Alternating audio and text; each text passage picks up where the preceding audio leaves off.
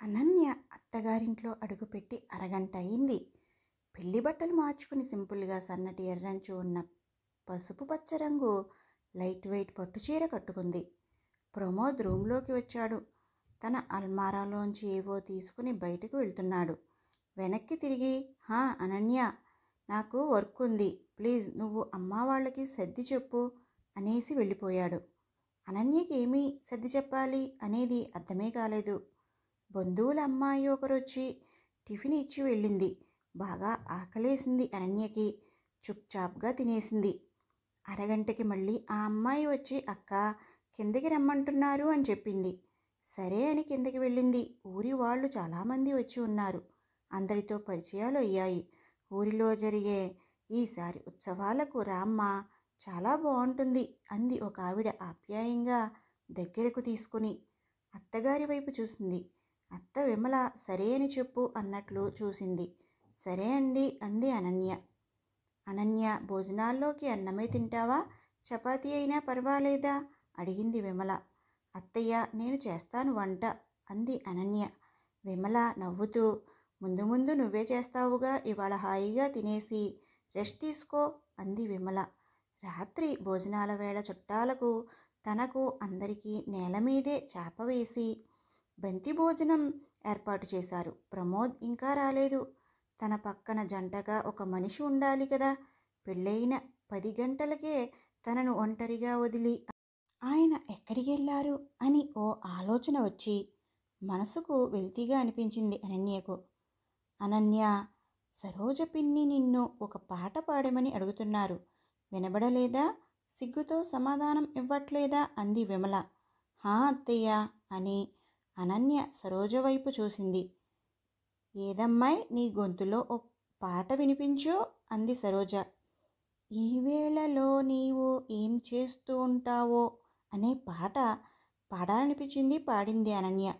వస్తూ ఉంటాడులే, ఇంకేం చేస్తూ ఉంటాడో అనో, ఏంటి వదిన మా అన్న గుర్తు వస్తున్నాడా అనో చిలిపి మాటలతో ఎవ్వరూ అనన్యను ఆట పట్టించట్లేదు. అక్కడ ఎవ్వరికీ ప్రమోద్ కొత్త పెళ్లి కూతురి పక్కన లేకపోవడం ఏమిటి అన్న ధ్యాసే లేనట్లు ప్రవర్తిస్తున్నారు.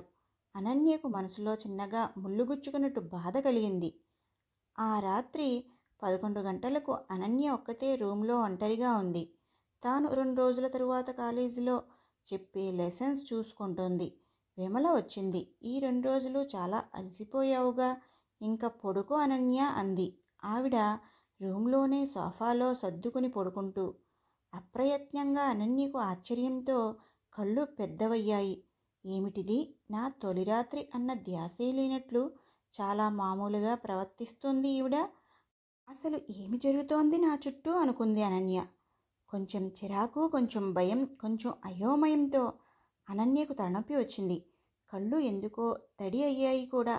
తను ఏడుస్తున్నట్టు అత్తగారు చూస్తే బాగోదేమో అనిపించి నెమ్మదిగా కళ్ళు తుడుచుకుని సోఫాలో ఉన్న అత్తగారి వైపు చూసింది అనన్య. ఆవిడ అప్పటికే చిన్నగా గొరక పెట్టేస్తున్నారు. దేవుడా అనుకుంది అనన్య. గుప్పటి బిగించి అసహనంగా, బాబోయ్ వీళ్ళేం మనుషులు అని అనిపించి అనన్యకు ఒళ్ళు సన్నగా వణికింది. కామ్గా పడుకుంది. తన మనసుకి తానే కంగారు పడకులే అని సర్ది చెప్పుకుంటూ. పొద్దున్న 6ంటికి మెలకువ వచ్చింది. తెరచిన కళ్ళకు చుట్టూ కొత్తగా అనిపించింది. నిమిషం తరువాత గుర్తొచ్చింది తాను అత్తవారింట్లో ఉన్నాను అని. లేచి కూర్చుని సోఫాలో వైపు చూసింది. ప్రమోద్ నిద్రపోతూ ఉన్నాడు. ఏమిటో అనుకుని నిట్టూర్చుకొని హాల్లోకి వెళ్ళింది. సగం చుట్టాలు పొద్దున్నే వెళ్ళిపోయినట్టున్నారు. అత్తగారి కోసం చూస్తూ వంటింట్లో ఉన్న విమల దగ్గరకు వెళ్ళి, అత్త ఫ్రెష్ అయ్యాక నేను గుడికి వెళ్ళాలనుకుంటున్నాను అంది అనన్య. సరే, శ్రీప్రియ నీకు తోడు వస్తుంది, జాగ్రత్తగా వెళ్ళిరండి అంది విమల. మీ అబ్బాయి తోడు రారా అంది చిరుకోపంగా అనన్య. విమల చాలా మామూలుగా అనన్య వైపు చూసి, నువ్వే వాడిని అడిగి చూస్తావా, అయినా వద్దులే, ఎందుకులే, ప్రశాంతంగా నువ్వు శ్రీప్రియ వెళ్ళిరండి అంది విమల. అవును, దోశ తింటావా టిఫిన్లోకి అడిగింది ఆవిడ. అవును, ఇప్పుడు నాకు టిఫిన్ తినడం అనేదే చాలా ముఖ్యమైన విషయం. మీరు నన్ను అడగకపోతే నేను నొచ్చుకుంటాను కదా అంది కోపాన్ని దాచుకోనూ లేక ప్రదర్శించనూ లేక. విమల ఒక నిమిషం అనన్యను చూసి, అనన్య, దేనికి తొందరపడకమ్మా, అన్నీ సర్దుకుంటాయి. చూడు, అమ్మ లేని నీకు సవతి తల్లిని తెచ్చారు కదా. మీ నాన్నగారు ఆవిడ నీ దగ్గర ఒకలా, మీ నాన్న ముందు ఒకలా ఉండే ద్వంద్వ వైఖరిని సహనంగా ఎదుర్కొన్న నీకు జీవితంలో అవసరపడినప్పుడు సహనంగా ఉండడం కొత్త కాదు. నేను నిన్ను తేలికగా చూపడానికి ఈ విషయాన్ని ప్రస్తావించడం లేదు. కేవలం ఒక ఉదాహరణగా మాత్రమే గుర్తు చేశాను. నీ ప్రత్యేకతను, నీ బలాన్ని నీకు గుర్తు చేస్తున్నాను అంతే అంది విమల. ఓహో, నాకు సహనం అనే ఒక మంచి అలవాటు ఉండడం వలన జీవితమంతా అన్ని చోట్ల అందరితోనూ నేనే లొంగిపోతూ సర్దుకుపోతూ బతికేయాలా అంటున్న అనన్యకు ఏడుపు గొంతు పడింది.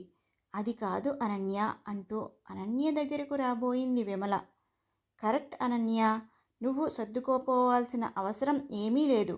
నీకు ఎలా ఉండాలి అనిపిస్తే అలా ఉండొచ్చు అని అంటూ వంటింటి గుమ్మం బయట నుంచి వంటింట్లోకి వచ్చాడు ప్రమోద్. విమల సూటిగా ప్రమోద్ని చూస్తోంది. అనన్య మాత్రం చీరకొంగుతో మొహం తుడుచుకుంటూ ప్రమోద్ వైపు కూడా చూడడానికి ఇష్టపడినట్లుగా వెళ్ళిపోయింది. విమల ప్రమోద్తో అంది, మరి అనన్యకు ఇష్టమాట, మరి తనతో గుడికి వెళ్తావా తన ఇష్టప్రకారం? అనన్య అడుగుతోంది అంది విమల. ఎవరిని అడిగింది అనన్య అన్నాడు ప్రమోద్.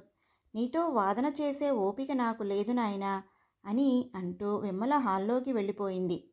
అనన్య స్నానం చేసి లేత నీలం రంగు షిఫాన్ సారీ కట్టుకొని ఫోన్ హ్యాండ్ బ్యాగ్ తీసుకుని గుడికి వెళ్ళబోతోంది. జస్ట్ 10 మినిట్స్, నేను వస్తాను నీతో అన్నాడు ప్రమోద్. ప్రమోద్ వైపు చూసింది అనన్య. అప్పటికే అతను బాత్రూంలోకి వెళ్ళిపోతున్నాడు. అతని కోసం వేచి చూడాలి అని అస్సలు అనిపించలేదు అనన్యకి. మనసంతా పాడైపోయిన భావన, గుండెలో సముద్రం పరుగులు పెడుతున్నట్టు, ఏడుపు సుడులు తిరుగుతున్నట్టు ఉంది అనన్యకు.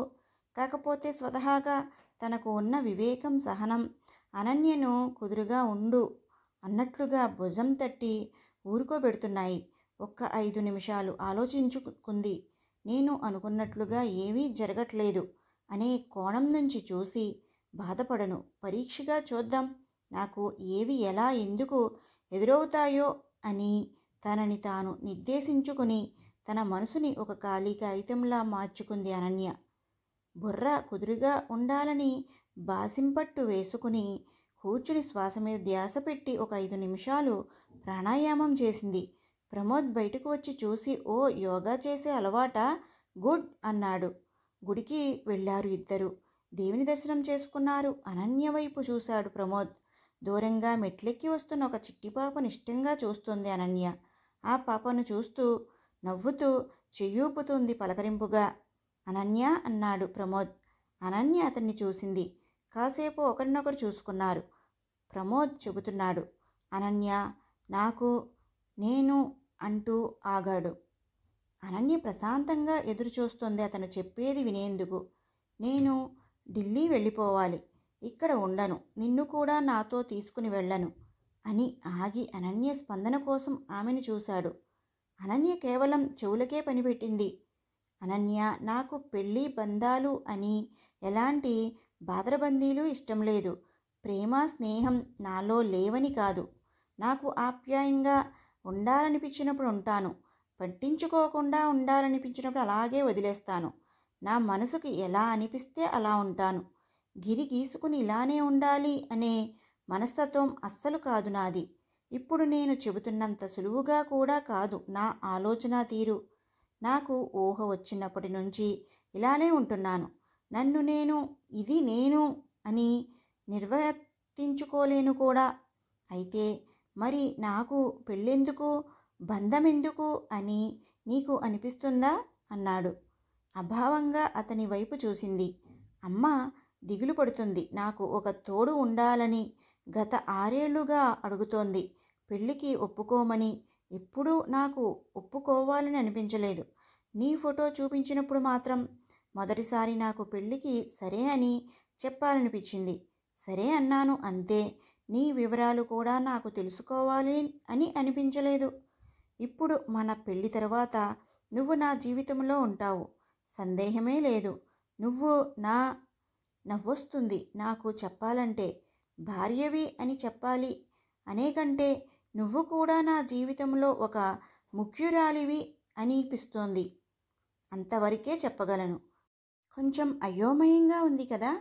నీకే కాదు నాకు కూడా కన్ఫ్యూజన్గా ఉంది. అందుకే నీకు చెబుతున్నా. నువ్వు నీకు నచ్చినట్లు ఉండొచ్చు అని చెప్పి అనన్య ఏమి చెబుతుందో అన్నట్టు కాసేపు అనన్యను చూశాడు. ఇన్ని మెట్లపైన గుడి కదా, మంచి గాలి ఉంది ఇక్కడ అంది అనన్య ప్రమోద్తో. అవును నిజమే అని ఢిల్లీకి సోమవారం వెళ్ళిపోతాను. నువ్వు అమ్మ దగ్గరే ఉండు. అమ్మ స్నేహంగా ఉంటుంది. మీ పిన్ని దగ్గరకు వెళ్ళకు, ఆవిడ మళ్ళీ నిన్ను హింస పెడుతుంది అన్నాడు ప్రమోద్. అనన్య నవ్వుతూ, ఒకవేళ మా పిన్ని నన్ను బాగా చూసుకున్నా, అత్తయ్య రాజు రంపాన పెట్టినా నేను అత్తగారింట్లోనే ఉంటాను. వస్తాడు నా రాజు ఈరోజు అని మీకోసం పాడుకుంటూ అంది అనన్య. ప్రమోద్ అర్థం కానట్టు చూశాడు. కొంపతీసి నువ్వు నాకంటే కూడా తేడానా ఏంటి ఇలా మాట్లాడుతున్నావు అన్నాడు ప్రమోద్. సహనం నాకున్న బలం అని అందరూ నా గురించి బాగా ఫిక్స్ అయిపోయారు. నేను కుదురుగా ఉండక తప్పని పరిస్థితి నాది అంది స్థిరంగా, స్పష్టంగా. అనన్య కొత్త మనుషులకి, వారి కొత్త కొత్త ఆలోచనలకి స్వాగతం చెబుతూ. Ananya college lecturer. సోమవారం పొద్దున్నే ప్రమోద్ ఢిల్లీకి బయలుదేరి వెళ్ళాడు. అతను వెళ్ళేటప్పుడు కాలేజ్ హాస్టల్లో తనతో పాటే ఉంటున్న ఒక రూమ్మేట్ సెలవులకు తన ఊరు వెళుతుంది అన్నట్టుగా మాత్రమే అనిపించింది అనన్యకు. అంతకు మించి తన అత్తభాగం దూరమయ్యి వెళ్తున్నట్టు బాధగా ఏమీ అనిపించలేదు అనన్యకి. ఎందుకంటే అతను ఇప్పటికే చెప్పే ఉన్నాడు, బంధాలకు కట్టుబడి తాను ఉండలేనని. అలాంటి అతని చుట్టూ తన ఆనందాన్ని, ప్రశాంతతను ముడివేసుకుంటే తనకు మిగిలేది అశాంతి, నిరాశ అని అనన్యకు బాగా అర్థమైంది. అనన్యకు తన టీచింగ్ వృత్తి అంటే చాలా ఇష్టం. విద్యార్థుల సందేహాలు తీరుస్తూ, సబ్జెక్టుల మీద వారికి ఆసక్తిని పెంచుతూ, తాను నిత్యం కొత్త కొత్త విషయాలు తెలుసుకుంటూ తనకు సంబంధించిన కొత్త కోణాన్ని మెరుగుపరుచుకుంటుంది. జీవితంలో ఎవరికైనా వివిధ కోణాలు, వివిధ అవకాశాలు ఉంటాయి. ఒక భాగం బాధ పెట్టేలా బలహీనంగా ఉన్నంత మాత్రాన జీవితం వ్యర్థమైపోదు. మనకి వచ్చిన, మనకి తెలిసిన మరొక కోణంలో మనని మనం అభివృద్ధి చేసుకోవాలి. మన అస్తిత్వాన్ని మనం కనుగొని స్థిరపరచుకోవాలి. రోజులు మారి నెలలయ్యింది. అనన్య కాలేజ్ నుంచి వచ్చి ఫ్రెష్ అయ్యింది. విమల కాఫీ తెచ్చిచ్చింది. ఇద్దరూ కాఫీ తాగుతున్నారు. కాఫీ అయ్యాక అనన్య లెసన్స్ ప్రిపేర్ చేసుకోవడానికి లేవబోతుంది. విమల లేచి వచ్చి అనన్య చేతులు పట్టుకొని తనతో తీసుకుని వచ్చి సోఫాలో పక్కన కూర్చోబెట్టుకుంది. అనన్య, నెల అయ్యింది నువ్వు ఈ ఇంటికి వచ్చి. నువ్వు నన్ను ఎప్పుడు నిలదీసి అడుగుతావా అని చూస్తున్నాను అంది విమల. అనన్య మౌనమే సమాధానంగా కూర్చుంది. ఎప్పట్లానే చెవులకు మాత్రం పనిపెట్టింది.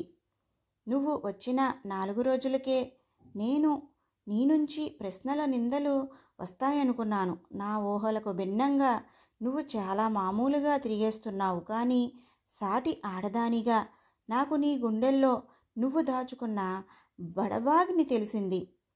ఇలా నిన్ను కదిలించకుండా వదిలేస్తే నువ్వు మరబొమ్మవే అయిపోతావు.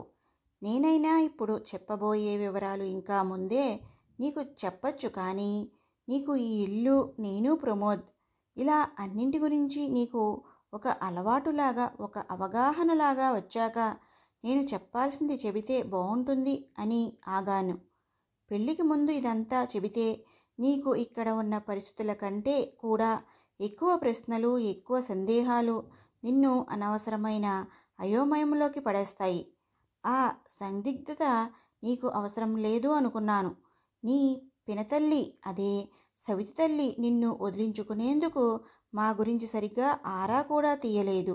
కానీ ఒక తల్లిగా, ఒక ఆడదానిగా నేను నా బిడ్డతో నీ పెళ్ళి ఎలా చేశాను, అసలు ఎందుకు చేశాను అని నా మీద కోపమో సందేహమో నీకు వచ్చిందా అని అడుగుతూ అనన్యను సూటిగా చూసింది విమల. అనన్య చెబుతోంది, 1 రోజు 2 రోజులు ఇవన్నీ నేను కూడా ఆలోచించాను. కోపం వచ్చింది, బాధేసింది, దిగులు కూడా పడ్డాను. అంతే, ఒక హద్దు వరకే నేను బాధపడ్డాను. తరువాత నా జీవితం నా వరకు నేను దిద్దుకోవడం మంచిది అనుకున్నాను. ఎందుకంటే మీ తల్లి కొడుకు ఇద్దరు తామరాకు మీద నీటిబొట్టులా పెళ్ళయింది కానీ కోడలిండని నా మీద అత్తగారిలా హక్కు చూపించరు, నిర్లక్ష్యమూ చేయరు మీరైతే. ఇహ ఆ మనిషి బాప్రే అంత అంటీ ముట్టనట్టు ఉండే డిటాచ్మెంట్ వారిని నేను మొదటిసారి చూడడం. కాకపోతే మీ ఇద్దరిలో కపటం లేదు, కల్మషం లేదు అని మాత్రం ఖచ్చితంగా తెలిసింది. ఏదో తెలిసి తెలియని అమాయకత్వం ఉంది మీ ఇద్దరిలో అని అయితే నాకు స్పష్టంగా అనిపించింది అంది అనన్య. ఇప్పుడు నీకు నా మనసులో మాటలు తెలియజెప్పాలి అనన్య అంది విమల. అనన్య, నా పెళ్ళి జరిగి అత్తగారింటికి వచ్చాక ఆ రోజు నుంచే ఇహ నువ్వు మా అమ్మాయివే, మీ ఇల్లు అంటే ఇదే అన్నారు. సరే బాగానే ఉందిలా, నన్ను కలుపుకున్నారు అనుకున్నాను. నేను కుదురుగా అన్నీ చేసి పెడుతున్నంత వరకు మా అమ్ములు బంగారం అన్నారు. మా వారు మంచివారో చెడ్డవారో నాకు అర్థమే కాలేదు. తప్పు ఎంచి చూపేంత చెడ్డవారు కాదు, మెచ్చుకునేంత గొప్ప పనులేమీ కూడా చేయలేదు. మరి గొప్ప అంటే ప్రత్యేకంగా నా సంతోషం కోసం ఏదైనా చేయడం. ఒకసారి ఏదో ఒక సందర్భంలో నేను ఒక విషయం నాకు నచ్చదు అన్నాను.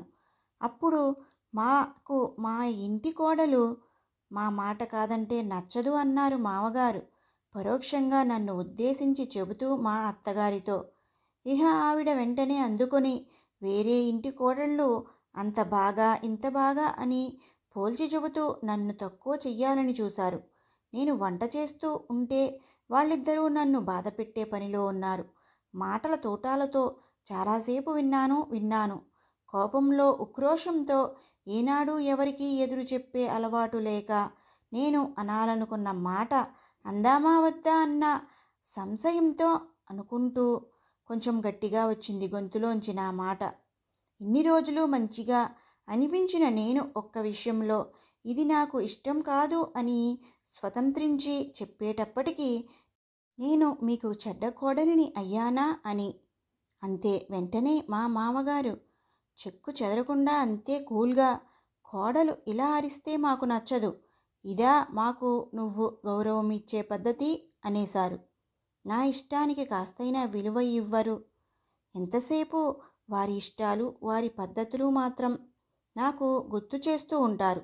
ఆ రోజు గొడవ పెరిగింది. వారిద్దరూ కలిసి రెండు సూదుల్లాంటి గుచ్చుకునే మాటలు నా మీద విసురుతుంటే నాది ఒక్క మాట, అది వారి గొంతుల మధ్య నలిగిపోతూ వారి దాకా వెళ్ళలేక, వెళ్ళినా నా మాటను వారు పట్టించుకోక గొడవ పెరిగిందే తప్ప నా మనసుని వారు అర్థం చేసుకున్నది లేదు. ఆ రోజు రాత్రి మీ మామగారితో మా మామగారు ఎంతైనా ఆడదాన్ని, భార్యని అదుపులో పెట్టుకోవడం నాకు వచ్చినట్లుగా నా కొడుకులకి రాలేదు అన్నారు నా భర్తను రెచ్చగొడుతూ. ఆ మాట నాకు నచ్చలేదు. పైగా నా మనసుకి గాయం చేసింది ఆ మాట. అసలే ఆత్మగౌరవం ఉన్న మనిషిని ప్రేమగా 100 మందికి 100 పనులైనా చేయగలను కానీ నన్ను సేవకురాలిగానో, నన్ను అదుపులో పెట్టుకున్నట్టుగానో నన్ను ట్రీట్ చేస్తే, నాతో ప్రవర్తిస్తే నాకు చాలా బాధ, మనసు ఎదురు తిరుగుతుంది. అలాంటి వారికి కొన్ని పనులైనా చేయాలన్నా మనసు పెట్టి చేయబుద్ధి కాదు. మా వారు అన్నీ వింటూ ఉంటారే కానీ ఎటూ చెప్పరు. నిజమే, ఎవరైనా అలాంటి పరిస్థితుల్లో ఎటూ చెప్పలేరు. కానీ నేను పడ్డ బాధకి కనీసం వ్యక్తిగతంగా అయినా బాధపడకు అని నన్ను అనునయించలేదు నా భర్త. మేమిద్దరం ఒంటరిగా ఉన్నప్పుడు కూడా ఏదో తెలియని బరువుగా ఈదలేనేమో అనిపించింది నాకు ఇలాంటి బ్రతుకు. అలా బ్రతుకు సమరంలో 2 నాలుకల మనుషులతో, అంటే నా ముందు మంచిగా మాట్లాడి నా వెనక నొసలు చిట్లించేవారు. కోడళ్లను అందరి ముందు మాకు కూతుళ్ళలాగా అని చెప్పి ఇంట్లో మాత్రం కంటికి కనపడని రీతిలో కామ్గా బాధ పెట్టేవారు. పిల్లలు పుట్టాక మేమున్నాంగా, మేము చేస్తాంగా అని మాటలు కోటలు కట్టి 4 డబ్బులు వస్తాయని మమ్మల్ని ఉద్యోగాలకు పంపేవారు. మా వెనక పిల్లలను సరిగ్గా చూసేవారు కాదు. అది చాలా రోజుల వరకు అర్థం కాలేదు నాకు. తరువాత పిల్లలను వారు పట్టించుకుంటున్నట్లు నటిస్తున్నారని అర్థమైంది. అంతేకాదు, ఉద్యోగం చేయాలి, ఇంటి పని, వంట పని, బాబుకో స్నానం అన్నీ చేసుకొని మరీ ఆఫీసుకు వెళ్ళి రావాలి. వచ్చాక టీతో సహా మళ్ళీ నేనే చెయ్యాలి. ఒక పక్క పసిపిల్లాడిని కూడా నేనే చూసుకుంటూ నాకు అర్థమైంది. నాకే తెలియకుండా ఈ ఇంటికి నేను కోడలినో భార్యనో కాదు, కేవలం పనికొచ్చే పని మనిషిని అయ్యానని నెమ్మదిగా మనసు విరగడం మొదలయ్యింది. నా భర్తని నిలదీయడం మొదలెట్టాను. నాకు జరిగే అన్యాయాలను మీరెందుకు ప్రశ్నించరు అని. అప్పుడు ఆయన చెప్పారు, నా వాళ్ళు మంచివాళ్ళు అని అందరికీ తెలుసు, నాతో సహా. కొత్తగా ఈనాడు నువ్వొచ్చి నాకు చెప్పక్కర్లేదు నా తల్లిదండ్రుల గురించి అని. అది విని నా మనసు ముక్కలైపోయింది. నా తండ్రికి పురుషాహంకారం ఎక్కువ. నా తమ్ముడికి నూరిపోసేవాడు. ఆడవాళ్ల మాటలు ఎప్పుడూ వినకు, పట్టించుకోకు అని తమ్ముడు అమాయకత్వంతో అమ్మకి చెప్పేశాడు. నాన్న నీ గురించి, అక్క గురించి ఇలా చెప్పాడు అని. అప్పుడు తెలిసింది, మన తోటే 24 గంటలు కలిసి జీవించే మనుషులకు మన మీద ఉండే నమ్మకం ఇదా, గౌరవం ఇదా అని. అలాంటి తండ్రి పెళ్లి చేసి చేతులు దులిపేసుకున్నాడు. పెళ్ళయ్యాక కనీసం ఒక్కసారి కూడా తల మీద ఆప్యాయంగా చెయ్యేసి ఏమ్మా ఎలా ఉన్నావు అని అడగని మనిషి నా తండ్రి. అడిగితే ఎక్కడ నేను నాన్న నా బాధ ఇది అని ఇంటికొచ్చి తిష్ట వేస్తానేమో అని భయం ఆయనకు. అలా తండ్రి వదిలించుకుంటే సరే, కానీ నా ఇల్లు నా వాళ్ళు అనుకుని అత్తారింటికి వస్తే ఇక్కడ ఇప్పుడు ఈ మనిషి నా భర్త, కొత్తగా వచ్చిన నేను అంటూ వేరు చేసి మాట్లాడతాడు ఏంటి అని చాలా బాధేసింది. పెళ్ళయి నాకు ఒక బిడ్డ పుట్టాక కూడా నేను ఈయనకు కొత్త మనిషినా అని మనసు ఈశ్రోమని ఏడ్చింది. తండ్రికి బరువైపోయి ఇక్కడ నా అనుకున్న ఇంటికి నేనొస్తే కొత్తగా వచ్చిన దానవు నువ్వు అని నా మాట నమ్మకపోతే నేను నా మనసులో మాట ఎవరికి చెప్పుకోవాలి? అటు పుట్టింట్లో తండ్రి నా బాధ పట్టించుకోకపోతే, ఇటు భర్త నా గోడు వినకపోతే మరి నాకు అసలైన తోడు ఎవరు? తల్లి నా బాధ వినగలదు, కానీ ఏదైనా పరిష్కారం చెయ్యాలంటే ఆవిడైనా ఆశ్రయించాల్సింది తండ్రినే. మరి ఆడపిల్లకు నికరంగా నా అని చెప్పుకునే ఇల్లు ఏది? పుట్టినిల్లా మెట్టినిల్లా అని అయోమయంగా అనిపించే సందర్భాలు నాకు చాలా సార్లు ఎదురవుతూ ఉండేవి. పైగా ఈయనకు ఏమనిపించింది? నేను ఆయన తల్లిదండ్రుల మీద చాడీలు చెప్తున్నాను, వారి మీద ఈయనకు ఎక్కిస్తున్నాను అని కదా అనిపించింది. నాది అంత తక్కువ బుద్ధి అనుకున్నారా అని నా మనసు ముక్కులైపోయింది. అంతే. ఆ రోజు తరువాత నేను మంచి అనిపిస్తే మంచిగా ఉండడం, బాధ అనిపిస్తే బయటపడి చెప్పేయడం అలవాటు చేసుకున్నా. అలా చేస్తే మనసులో బరువు చేరకుండా చూసుకోవచ్చు అనుకున్నా. కానీ ఎక్కడో ఒక చోట నేను మరీ ఎక్కువగా స్పందిస్తున్నానా అని కూడా నాకు అనిపించేది కొన్నిసార్లు. కానీ నా పందా మార్చుకునే అవకాశం నా చుట్టూ ఉండేవారు నాకు ఇవ్వలేదు. నా తండ్రి అయితే మరీ ఘోరం. నా భర్త ఎదురుగానే నాతో అనేవారు, అతనికి తెలియదా ఏం చెయ్యాలో? నువ్వు చెప్పాలా అతనికి ఏం చెయ్యాలో అని. మామగారేమో కనీసం తినేటప్పుడు ఖాళీ అయిన మంచినీళ్ళ గ్లాసులో పక్కనే ఉన్న చెంబులోంచి నీళ్లు కూడా పోసుకోరు. మా అత్తగారు నింపాల్సిందే గ్లాసు. అంతా చుట్టూ అంతా పురుషహంకారం. అంతే. మనుషుల మీద గౌరవం తగ్గిపోయింది నాకు. ప్రేమ ఉంది, బాధ్యత ఉంది నాకు అందరి మీద. కానీ వారి చిన్న తప్పు నుంచి పెద్ద మూర్ఖత్వం వరకు వారి మీద నిమిషాల్లో కోపం వచ్చేసేది, ఆవేశంగా మారిపోయేది. తగువులు వేసుకునేదాన్ని. మా వారికి నా మనసంటే పట్టించుకోరు అనే బాధే తప్ప పురుషహంకారం అయితే లేదు. అయితే మాత్రం ఏ రాయి అయితేనేం పళ్ళు రాలగొట్టుకునేందుకు అన్నట్టు ఏదో రకంగా నా బాధకి అయితే ఆయన కూడా కారణమే. కాదేది నా కోపానికి అనర్హం అన్నట్లు ప్రతి చిన్న తప్పుకి, పెద్ద పొరపాటుకి కాళికావతారం ఎత్తేదాన్ని. చుట్టూ నన్ను తొక్కేసే మనుషుల మధ్య నా కోపమే నా రక్షణ కవచం అనుకున్నాను. విడివిడి కాపురాలు ఏర్పడ్డాయి. నేనొక్కదాన్ని మాత్రమే కారణం కాదు. అందరి ఇష్టాలకు, పరిస్థితులకు అనుగుణంగా వేరు కాపురాలు. మా వాడు 10 ఏళ్ల వాడు. నేను బాధేసి గొడవేసుకుని మనసు పాడయి ఏడుస్తుంటే మొదట్లో అయ్యో అమ్మా ఏడవకు అని నాతో పాటు ఏడ్చి నాకు తోడుగా వాడి చిట్టి చేతులతో నా కళ్ళు తుడిచి నాకు ఊరటయ్యేవాడు నా బాబు. బహుశా నా జీవితంలో ఆడదాని బాధని అర్థం చేసుకుని ఓదార్చిన మొదటి బిడ్డ నా బాబు. అలా కాలం గడుస్తోంది. మా వారు పరిస్థితుల పరంగా నా మాటలకు కోపంగా అరిచే నా అరుపులకు అంతగా అని వంత పాడటం మొదలుపెట్టారు. ఇంకో పాప పుట్టింది. నాకు ఆవేశం, నీరసం రెండూ పెరిగాయి. ఫలితంగా ఇంకా వాదనలు, అరుపులు, ఒకరినొకరు తప్పు పట్టుకోవడాలు. చివరికి నీ ఇష్టం పో అని ఆయన నాకు నిర్ణయాలు వదిలేయటాలు. బాబుకి యుక్త వయస్సు మొదలవుతుంది. అప్పుడు వాడు దృష్టిలో అమ్మ అరుస్తుంది, నాన్న భరిస్తాడు లాంటి భావం పెరిగిపోయింది. నాన్న, అమ్మ అరిస్తే ఊరుకుంటావెందుకు, నువ్వు ఏదో ఒకటి చెప్పవెందుకు అని ఉచిత సలహా తండ్రికి ఇచ్చేంతగా ఎదిగిపోతున్నాడు మా అబ్బాయి.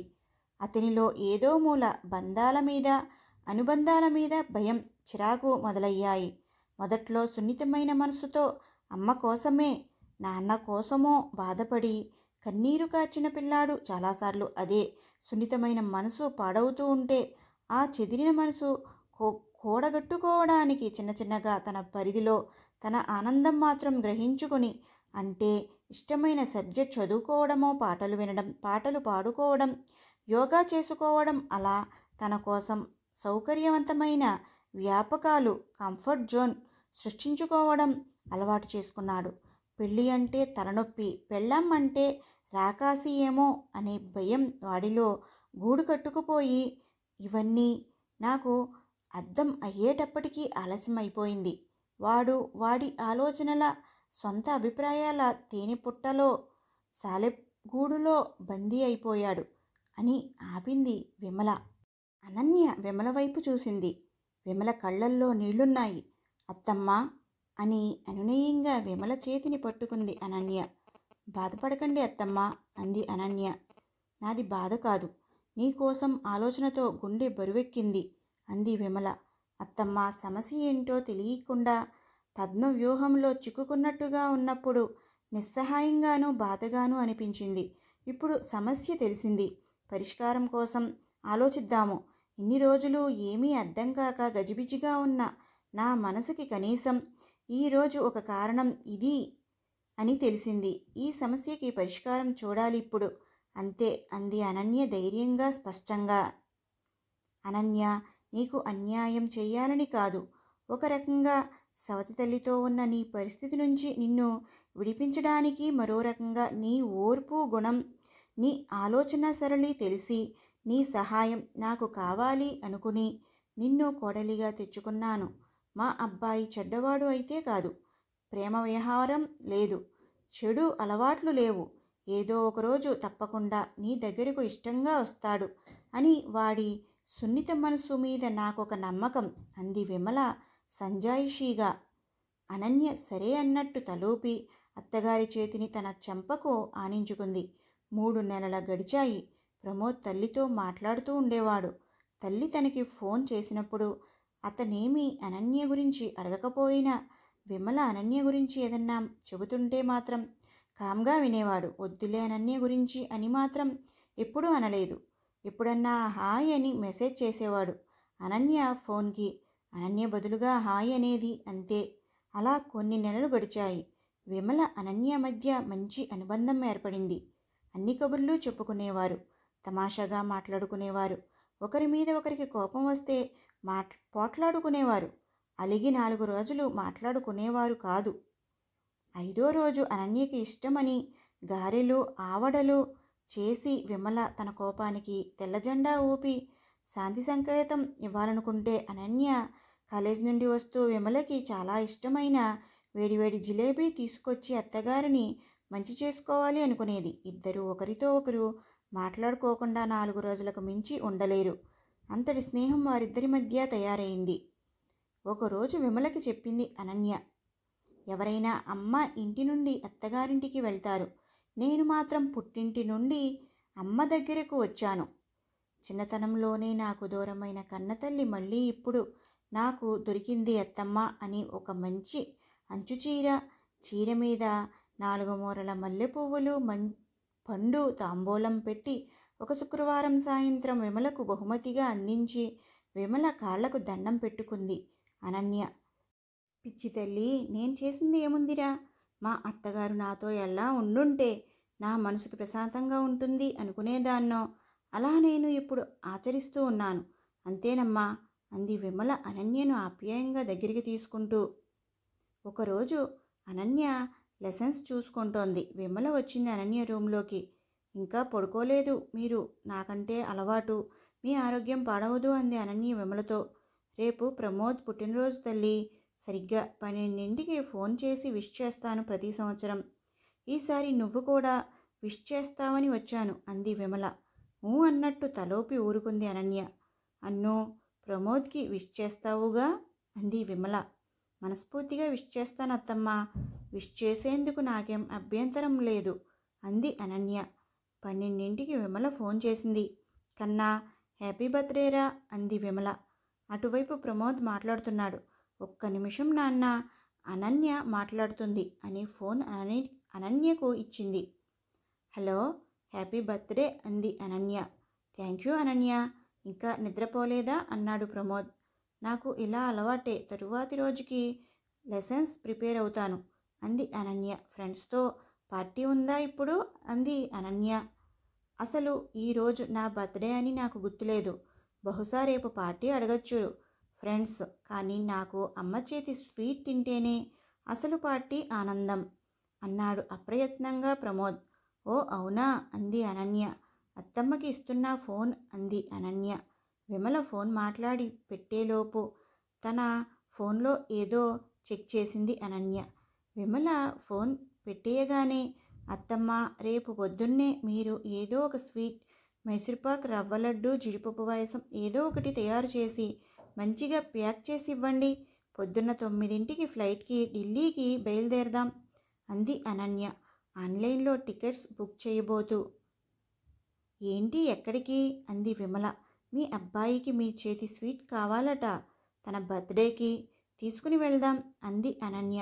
అవునా తల్లి అని విమల మొహం వెలిగిపోయింది పట్టలేని సంతోషంతో.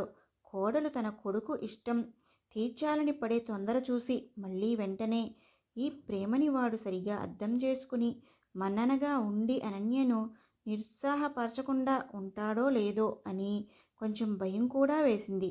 అత్తమ్మ, పొద్దున్నే మనం బయలుదేరాలి, మీకు ఓకే కదా అడిగింది అనన్య. మీ మామగారికి ఇబ్బంది కావచ్చుగా, నువ్వు ఒక్కదానివే వెళ్ళి రాకూడదు అంది విమల. అనన్య ఓ నిమిషం ఆలోచించి సరే అని తన ఒక్కదానికే టికెట్ తీసుకుంది. మర్రోజు అత్తగారు జాగ్రత్తగా ప్యాక్ చేసిచ్చిన మైసూర్పాక్ తీపిని తీసుకుని భర్త దగ్గరకు బయలుదేరే ప్రారంభాన్ని చేసింది అనన్య. మధ్యాహ్నం 12లోపు ఢిల్లీకి చేరి ట్యాక్సీ మాట్లాడుతుంది భర్త ఉండే చోటికి. విమల ఫోన్ వచ్చింది. హా అత్తమ్మ, చేరాను అంది అనన్య. మంచిదమ్మా, వాడు వస్తాను అన్నాడు ఎయిర్పోర్ట్కి నిన్ను పికప్ చేసుకునేందుకు అంది విమల. చుట్టూ చూసింది అనన్య. రోడ్కి అవతలి వైపు బైక్ మీద కూర్చుని రమ్మని చేత్తో సైగ చేసి పిలిచాడు ప్రమోద్.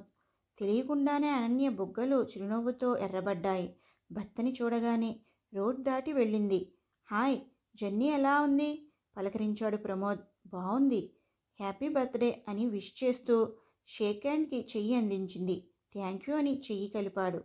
ఇద్దరూ ఒకరినొకరు చూసుకున్నారు, కళ్ళతో మాట్లాడుకున్నారు. అనన్య నెమ్మదిగా తన చెయ్యి విడిపించుకుంది. ఏంటి అనన్య, ఇంత సర్ప్రైజ్ ఇచ్చావు? ఒక్క మాట అన్నానో లేదో అమ్మ చేసిన స్వీట్ పట్టుకుని వచ్చేశావు అడిగాడు సంబరంగా ప్రమోద్. మీకు హ్యాపీ కదా అడిగింది. చాలా హ్యాపీ అన్నాడు ప్రమోద్. మరి అదే కదా కావాల్సింది, మీరు సంతోషంగా ఉంటే నాకు, అత్తమ్మకి ఆనందం అంది అనన్య నవ్వుతూ. బైక్ ఎక్కు అనన్య, ఇంటికి వెళ్దాం అన్నాడు ప్రమోద్. ఇంటికి వెళ్ళారు. ప్రమోద్ రూమ్మేట్ వికాస్ ఆఫీస్కి వెళ్ళాడు. ఇంట్లోకి వెళ్ళగానే కాళ్ళు చేతులు కడుక్కొని తాను అత్తమ్మ ఇచ్చిన అమ్మవారి కుంకుమ పెట్టుకుని భర్తకు కూడా కుంకుమ పెట్టి దేవుడికి దండం పెట్టుకొని విమల చేసిన మైసూర్పాక్ భర్తకి అందించింది. ఒక మైసూర్పాక్ ముక్క నోట్లో పెట్టుకుని ఆహా, ఎన్ని రోజులైంది అమ్మ చేతి స్వీట్ తిని అనుకుంటూ అపురూపంగా తింటున్నాడు. నువ్వు తీసుకో అందించాడు అనన్యకి. చిన్న ముక్క తీసుకుంది. అరే, అంత కొంచెమా? ఇంకొంచెం తీసుకో అన్నాడు. నాకేంటి బాబు, హాయిగా రేపు ఈ పాటికి అత్తమ్మ దగ్గర ఉంటాను. మళ్ళీ అత్తమ్మ చేసిస్తే తింటాను. నీకు వండనీలే అంది ప్రేమగా. నవ్వుకున్నాడు ప్రమోద్ అనన్య మాటలకి. వంటింట్లో కూరలు సరుకులు ఏమున్నాయో చూస్తుంది అనన్య. అనన్య, నీకు శ్రమ అవసరం లేదు, హోటల్లో ట్రీట్ ఇస్తాను అన్నాడు ప్రమోద్. అనన్య ప్రమోద్ని చూసి స్నేహంగా నవ్వి కామ్గా పప్పు కుక్కర్లో పెట్టేసింది. సొరకాయ పప్పుకి, టమాటాలు రసంకి, దొండకాయలు తరిగి స్ప్రింగ్ ఆనియన్స్తో కలిపి కూర తిరగమూత వేసింది. అనన్య చీర కొంగు దోపి చకచకా ఇల్లంతా తిరుగుతూ, ఇల్లు సర్దుతూ ఒకవైపు, వంట చేస్తూ ఒకవైపు అష్టావధానం చేస్తూ ఉంటే మొబైల్లో ఫోటోలు వీడియోలు తీసి తాను ముచ్చటగా చూసుకుంటూ అమ్మకి వాట్సాప్లో పంపుతున్నాడు ప్రమోద్. నేను హెల్ప్ చేయనా అడిగాడు 2-3 సార్లు. పుట్టినరోజు పాపాయివి, నువ్వేమీ హెల్ప్ చేయక్కర్లేదు అంది సరదాగా అనన్య. ఇద్దరూ కలిసి కమ్మటి తెలుగింటి భోజనం చేశారు ఢిల్లీలో. అనన్య, అమ్మ చేసి పంపిన స్వీట్ ఎంత బాగుందో. నీ చేతి వంట కూడా అంత కమ్మగా ఉంది. మా అమ్మలా చేసి పెట్టావు అన్నాడు ప్రమోద్ మనసారా అనన్యను మెచ్చుకుంటూ. కాలేజ్లో ఎన్నోసార్లు బెస్ట్ లెక్చరర్ అన్నారు. ఒకసారి పురస్కారం కూడా ఇచ్చారు. అప్పుడు అందిన ఆనందానికి రెట్టింపు ఆనందం అనిపించింది అనన్యకి. ఇప్పుడు భర్త తనను ఇలా మెచ్చుకుంటుంటే అలా ఆనందంతో వెలిగిపోతున్న అనన్య మొహం చూసి ప్రమోద్ అనుకున్నాడు, ఇప్పుడు అనన్య సమక్షంలో ఇల్లు చాలా కళగా ఉంది అని. సాయంత్రం 4ంటికి మొదలు బైక్ మీద అనన్యకి ఢిల్లీ అంతా తిప్పి చూపించాడు ప్రమోద్. సరోజానగర్ మార్కెట్లో ఇద్దరు కోన్ ఐస్ క్రీమ్ తింటూ తిరిగారు. సౌత్ ఎక్స్టెన్షన్ మార్కెట్లో అనన్యకు సాఫ్ట్ క్రేప్లో గులాబీ రంగు తెలుపు రంగుల మేళవింపులో మంచి చీర ఒకటి తీసుకున్నాడు. నల్లీ సిల్క్స్లో తల్లికి లైట్ వెయిట్ పట్టు చీర ఒకటి తీసుకున్నాడు. తండ్రికి తనకు చెల్లెలకి మంచి టీషర్ట్ తీసుకున్నాడు. చెల్లి చీరలు ఇష్టపడదు. రాత్రి 9:30కి ఇల్లు చేరారు. వికాస్ వచ్చి ఉన్నాడు. పరిచయాలు పలకరింపులు అయినాయి. సిస్టమ్కి చెల్లెలు సుస్మిత వీడియో కాల్ చేసింది. ప్రమోద్ మాట్లాడాడు. విష్ చేసి కబుర్లు చెప్పి, వదిన వచ్చింది కదా అడిగింది సుస్మిత అమెరికా నుంచి. బాగున్నావా అంటూ అనన్య పలకరించింది. సుస్మిత అనన్య మాట్లాడుతుంటే హాయ్ అనుకుంటూ ఒకతను సుస్మిత పక్కన కాల్లో జాయిన్ అయ్యాడు. ప్రమోద్ వెంటనే హాయ్ రోహిత్ అంటూ మాట్లాడాడు. అనన్య, అతను రోహిత్, సుస్మిత క్లోజ్ ఫ్రెండ్ అని పరిచయం చేశాడు ప్రమోద్ అనన్యకి. హాయ్ అంది అనన్య రోహిత్తో. ఇంకా ఇక్కడే ఢిల్లీలో ఉండిపోండి అక్క అని వరుస కలిపాడు రోహిత్. అనన్య ఇబ్బందిగా నవ్వి ఊరుకుంది. సుస్మిత, మళ్ళీ మనం ఎప్పుడు కలుస్తాం అడిగింది అనన్య. నీ దయ్యే వదిన అంది సుస్మిత. అంటే అడిగింది అనన్య. అమ్మా, నువ్వు మంచి ఫ్రెండ్స్ అట కదా ఇప్పుడు. అమ్మ అన్న ఇద్దరూ చెప్పారు. అమ్మని మా పెళ్లి గురించి ఒప్పించు, వచ్చేస్తాము అంది సుస్మిత. ఓకే ఓకే బై అని కాల్ కట్ చేశాడు ప్రమోద్. సుస్మిత రోహిత్ లవర్స్ తెలుస్తుందిగా. అసలే నేను పెళ్ళికి సుముఖంగా లేను అన్న ఒక్క దిగులే అమ్మని బాధ పెడుతుంటే తన ప్రేమ విషయం కూడా ఇప్పుడే ఎందుకు చెప్పాలి అని సుస్మిత అమ్మ దగ్గర దాచింది తన ప్రేమ విషయం ఇన్ని రోజులు. అందుకే మొన్న మన పెళ్ళికి ఇలా వచ్చి అలా వెళ్ళిపోయింది తను. ఎక్కడ అమ్మ దగ్గర బయట పెడతానేమో అనే సందేహంతో అన్నాడు ప్రమోద్. అవునులేండి, అసలే మీరు తీరుతెన్ను లేకుండా ఉన్నారని అత్తమ్మ బాధ. మళ్ళీ ఇదొకటా అనేసింది అనన్య. గాయపడ్డట్టు చూశాడు ప్రమోద్. అనన్య సూటిగా చూస్తూ చెప్పింది, అవునండి, ఆవిడేదో అప్పటి తన పరిస్థితులను సమర్థించుకోలేక తన రక్షణ కవచంగా కోపం అనే ఆయుధాన్ని వాడారే అనుకోండి. చేతనైతే మీరు అర్థం చేసుకొని మీకు కుదిరినంత పరిష్కరించాలి. కానీ ఇలా మీ మనసు మొద్దుబారేలా చేసుకుంటే ఆవిడకు సమస్యలు పెంచినవారే అవుతారు కదా.